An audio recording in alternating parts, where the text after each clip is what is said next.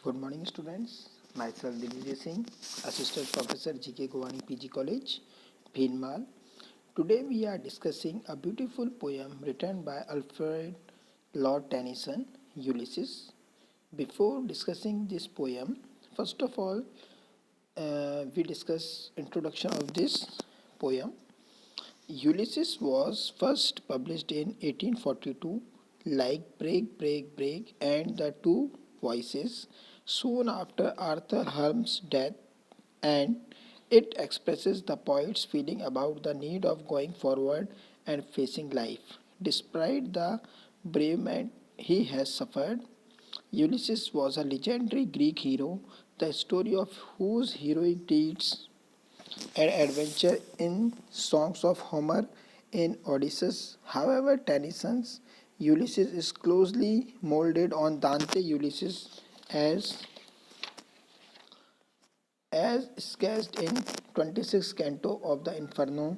The influence the influence of classical poets Homer and Virgil is seen in phrasing and many verbal echoes. But despite the in-depthness, Tennyson's treatment is original and Ulysses remains the noblest of all Tennyson classical poems. तो students इस introduction के माध्यम से पहले हम इसको clear करते हैं कि यूलिसिस जो फर्स्ट पब्लिश्ड हुई थी 1842 में हुई थी। इस फैक्ट को आप नोट करना कि इससे ये पता चलता है कि हमारा जो पोइट है अल्फ्रेड टेनिसन एक विक्टोरियन पोइट है और ये पहले भी हम चर्चा कर चुके। और एक चीज़ आप और नोट डाउन करें कि 1832 से लेकर 1903 जब तक विक्टोरिया का पीरियड रहा, क्वीन विक्टोरिया का पीरियड रहा, ब्रिटेन में उसे विक्टोरियन एज के नाम से जानते हैं इंग्लिश लिटरेचर में। तो 1842 में ये पब्लिश्ड हुई और आर्थर हल्म इसका एक प्रिय मित्र था जिसके लिए उसने इन मेमोरियम नाम से एक बहुत बड़ी पोइट्री की एक सीरीज़ लिखी थी।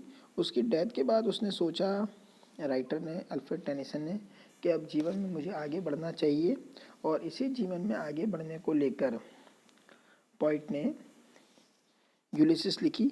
यूलिसिस एक लेजेंडरी ग्रीक हीरो है, एक ग्रीक हीरो था लेजेंडरी जिसने ट्रॉय वॉर के अंदर युद्ध लड़ा और बहुत सी लेजेंड्स उसके साथ जुड़ी हुई हैं।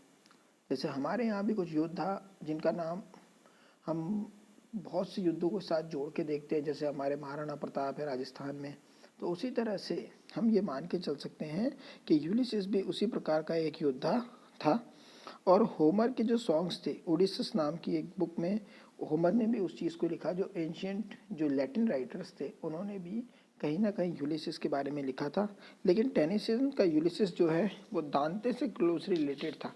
जो दांते ने इन्फर्नो नाम का एक 26 कैंटोज में एक पोइट्री लिखी थी, क्योंकि पहले पुराने फॉर्म जो पोइटिक फॉर्म था वो वास्तव में कौन सा पोइटिक फॉर्म था, वो पोइटिक फॉर्म हुआ करता था verse form. Means poetry form में हर चीज़ लिखी जाती थी।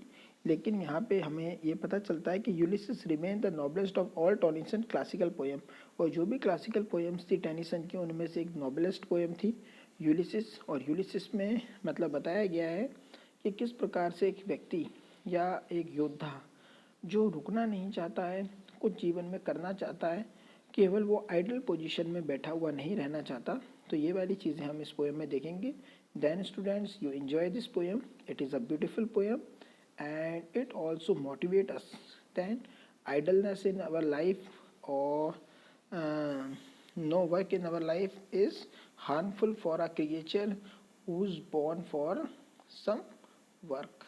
हम लोग का जन्म कुछ करने के लिए बना है, बैठे रहने के लिए नहीं बना। तो जीवन में हमें कुछ ना कुछ करते रहना चाहिए, जैसे हमारा यहाँ पे ये पॉइंट बताएगा। और ये एक तरह से आई से स्टार्ट, मतलब फर्स्ट पर्सन में ये पोएम है। लेकिन ये कह कौन रहा है? अल्फ्रेड टेनिसन नहीं, ये उसका रिप्रेजेंटेटिव है यूलिसिस। यूलिसिस अपनी बात कहेगा जो एक योद्धा था एशियन ग्रीक टाइम में। Then students, we start this poem.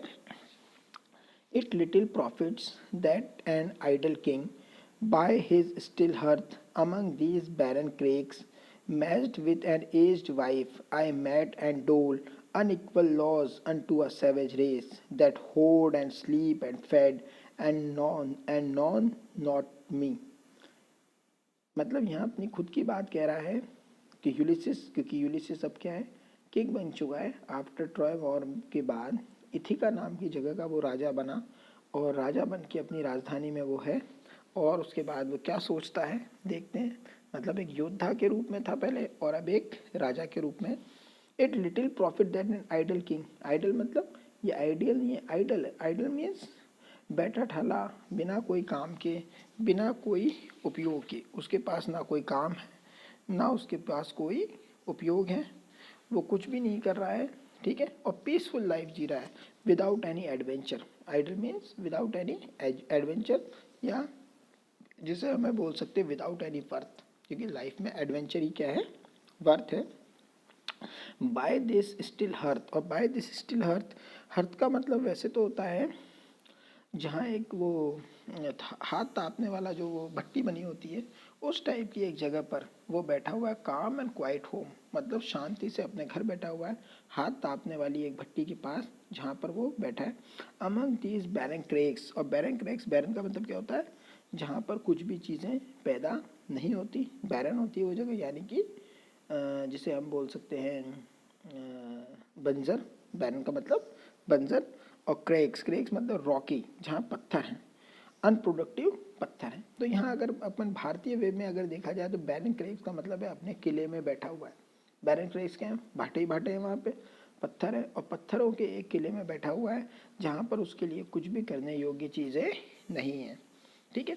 Baron cracks, और जो शायद उसकी राजधानी है वहाँ शायद इसी तरह के पत्थर हुआ करते होंगे इथिका में, ये भी हम मान सकते हैं। तो बैरन क्रेक्स मीन्स रॉकी, और बैरन मतलब जिसमें कुछ भी पैदा नहीं होता। यहाँ हम मान सकते हैं कि वो अपने किले में बैठा हुआ है। Matched with an aged wife, और matched with an aged wife, और उसकी वाइफ भी कौन हो चुकी है, बूढ़ी हो चुकी है, क्योंकि वो युद्ध में ही, युद्ध क्षेत्र में रहा, और जब वापस घर आया तो मैच्ड विद एज्ड वाइफ, एक बूढ़ी उसकी पत्नी है, उसके साथ वहाँ पर वो बैठा हुआ है, किसके अंदर, अपने महल में बैठा हुआ है। और वो बोलता है it's little profit then an idle king, और इट इज़ लिटिल प्रॉफिट मतलब ये क्या, it is not good, it is not good, ये अच्छी बात नहीं है, बहुत कम वर्थ वाइल ये बात है कि मैं इस तरह से आइडल बैठा रहूँ। जिसने इतने युद्ध लड़े, इतनी जगहों पे गया, वो इस तरह से बैठा रहे, ये अच्छी बात नहीं है।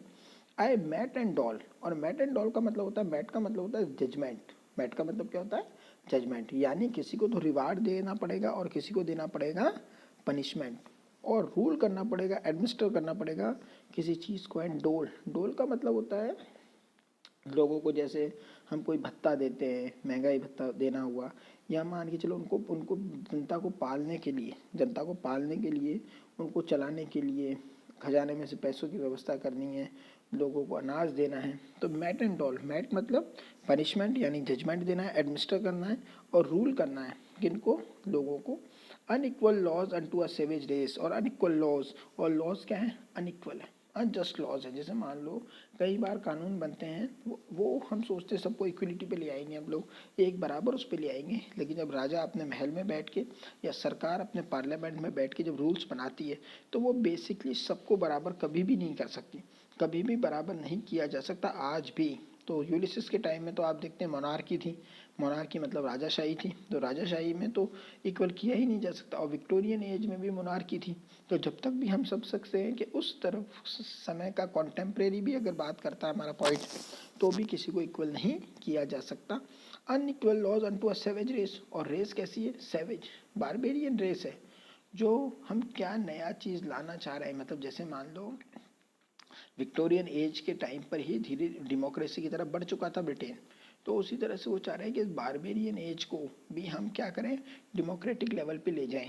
और जैसे हम देखते हैं भारत के अंदर भी डेमोक्रेसी लाई गई, लेकिन अभी भी उसके जो वास्तविक परिणाम जो ब्रिटेन में या अमेरिका में नज़र आते हैं, वो अभी तक हमारे डेमोक्रेसी में चल रहे हैं, लेकिन बहुत अच्छे परिणाम नज़र अभी नहीं आ रहे। तो वो यही कह रहा है कि मैं यहाँ बैठ के रूल्स बनाता हूँ, अनइक्वल लॉज अनटू अ सेवेज रेस, और रेस कैसी है, सेवेज है, बारबेरियन रेस है, जो अभी कुछ भी इन चीज़ों को नहीं समझती। और वो क्या करती है वो जनता, that hoard and sleep and feed and know not me, that hoard वो चीज़ों को इकट्ठा करती, जबकि उनका पालन करने वाला राजा यहाँ बैठा हुआ है। जब भी वो चीज़ों को क्या करती है, इकट्ठा करती है, लोगों से छुपा के, मतलब परिग्रह करती है, अपरिग्रह नहीं, परिग्रह, खूब सारी चीज़ों को जनता इकट्ठा करती है, एंड स्लीप, और सोती है, एंड फीड, और खाना खाती है, नॉन नॉट मी, और मुझे वो नहीं जानती। मतलब मैं क्या विचार लेके आया हूँ, किस तरह से मैंने युद्ध लड़े और किस तरह से अपनी राजधानी को मैंने बचाया, वो मुझे नहीं जानते हैं। वो केवल चीज़ों को संग्रह करते हैं, सोते हैं और खाते हैं। मतलब they are living like a animal.